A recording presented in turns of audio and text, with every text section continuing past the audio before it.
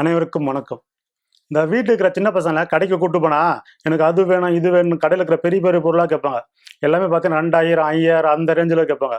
நம்ம அவங்கள கன்வின்ஸ் பண்றதுக்காக என்ன பண்ணுவோங்க, அதில இருக்கிற ஒரு 5 சாக்லேட் வாங்கிட்டு வந்து கன்வின்ஸ் பண்ணி கூட்டு வருவோம்ல வீட்டுக்கு. அதே மாரி தான் இப்ப ஐயா ஓபிஎஸோட நிலைமையும்.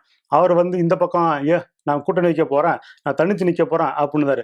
இடையில வந்த நம்ம டெல்லி டீம் வந்து என்ன பண்றாங்க, நீங்க எதுக்கு அவ்வளோ கஷ்டப்படுறீங்க? உங்களுக்காக நான் ஒரு புதிய டீம் உருவாக்கி வச்சிருக்கேன். அவங்க கூட நீங்க போறீங்க, 6 அடிக்கிறீங்க, ஜெயிக்கிறீங்க, திரும்பி வரீங்க அப்டின்னு உஷ்பேத்தி விட்டாங்க. இவரும் அத கேட்டு ஓகே நம்ம போறோம், ஏடிஎம்கேவோட கூட்டணி வைக்கிறோம், அப்படியே ஜெயிக்கிறோம், இது ரிட்டர்ன் வரோம் அப்டின்ற மைண்ட் செட்ல அவரு போனாரு.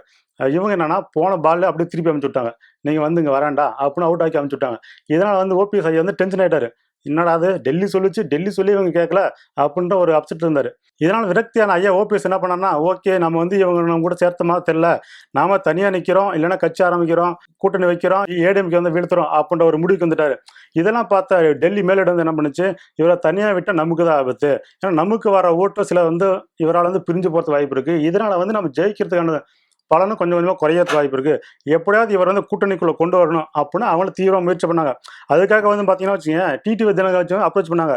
நீங்க வந்து உண்மையிலே அம்மாவோட தொண்டரா இருந்தா, நீங்க எப்படியாவது வந்து நம்ம கூட்டணிக்குள்ள வரணும். ஏன்னா அம்மா ஆட்சி தொடரும்னு நினைக்கிற எல்லாருமே என்டிஏ கூட்டணிக்குள்ள வரணும். இல்லன்னா நீங்க வந்து ரத்தம் கக்கைக்கு சாவீங்க. அந்த ரேஞ்சுக்கு போயிட்டாரு ஐயா. நீங்க வந்து எப்படியாவது என் கூட்டணி வந்தே ஆகணும் அப்படின்னு அவரை வலுக்கட்டாயமே படுத்துறாரு. நானா வரமாட்டேன் சொல்றேன். என்னதான் நீங்க தான் சேர்த்திக்க மாட்டேங்கிறீங்களே, நானா வரமாட்டேன் சொல்றேன். அவர் அவரோட கருத்து சொல்லிட்டு தான் இருக்காரு. ஒரு பக்கம் நீங்க வாங்கன்றீங்க. சரின்னு உங்க பேச்சு கேட்டு போனா நீங்க எதுக்கு வர போ அப்படின்றீங்க. நீ வான்ற அவர் போன்றாரு. நான் யார் பக்கம் தான் பேசுறது அப்படின்னு விரக்தியில இருக்கிட்டாரு. இப்ப என்ன கேள்வி கேட்டா ஐயா வந்து ஃபர்ஸ்ட் கிளாஸ் ஒரு வருது ஆன்சர் சொல்லுவாரு ஒரு வரியில. இப்ப அதுக்கும் ஆன்சர் சொல்ல மாட்டாரு. ஆமா இல்ல அது கூட சொல்ல மாட்டேங்கிறாரு. அந்த ரேஞ்சுக்கு போயிட்டாரு ஐயா. சரி முடிவு எடுப்பீங்கன்னு பார்த்தா அது எடுக்க மாட்டேங்கிறாரு. ஏன்னா இப்ப தை பிறந்தா வழி பிறகுன்னு சொன்னாரு. தை பிறந்து முடிஞ்சிச்சு. அடுத்து மாசி பிறந்தா என்ன பிறகுன்னு சொல்ல போறான்னு தெரியல. இப்ப மாசி மாசம் வந்துருச்சு. ஆனா இன்ன வரைக்கும் ஒரு முடிவு சொல்லாம இருக்காரு.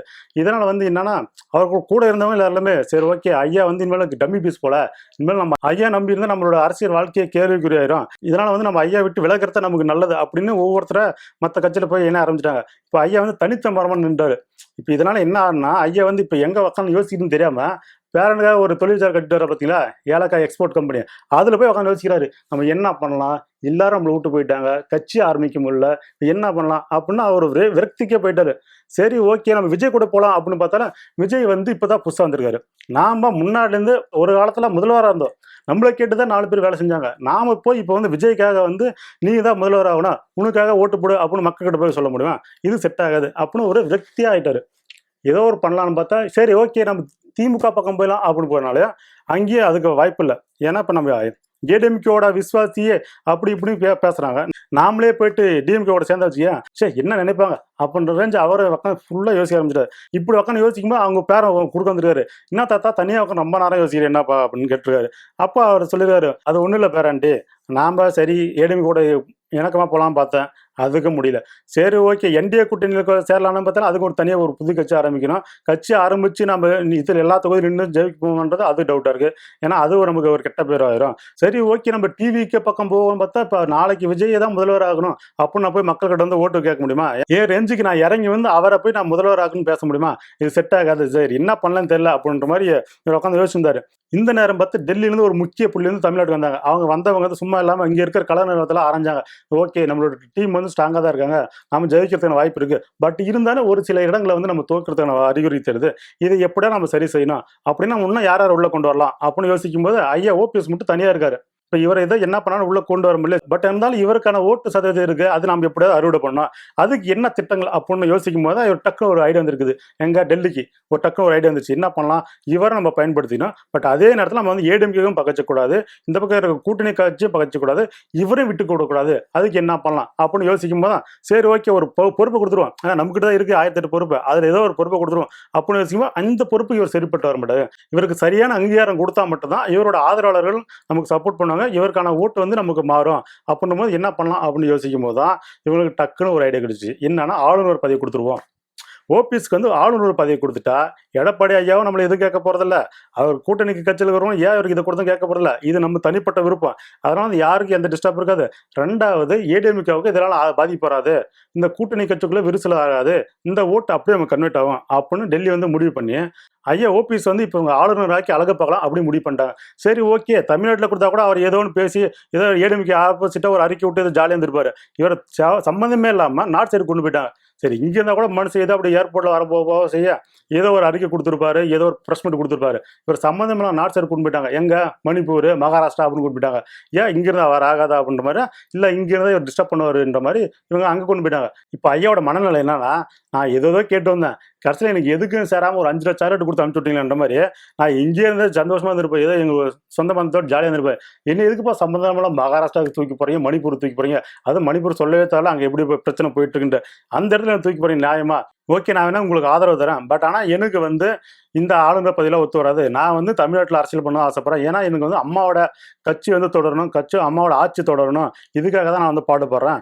நான் வந்து உங்களுக்கு ஆதரவு தரேன். பட் ஆனா அதிமுக சைடு வந்து நான் போக மாட்டேன். ஏன்னா அவங்க என்ன எப்படி நடந்துக்கிறாங்க, எப்படி நடத்திட்டாங்க அப்படின்றது உங்களுக்கே தெரியும். அப்படின்ற மாதிரி விதத்துல இதை கேட்ட நம்ம ஐயா எடப்பாடி வந்து ஒரே சந்தோஷம்.